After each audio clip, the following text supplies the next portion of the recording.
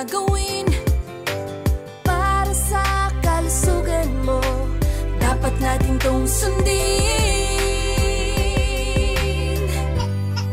Oh, aming baby, isa kang blessing, kaya dapat magpa-newborn screening. Oh, aming baby, isa kang blessing, kaya dapat magpa-newborn screening. Napakadali ng process na magpa-NBS. Ilang patak ng dugo ang kailangan para magawa ang test. Makalipas ang 24 oras, pag si baby lumabas, gawin natin ng NBS, alin sunod sa batas. Oh, aming baby, isa kang blessing, kaya dapat magpa-newborn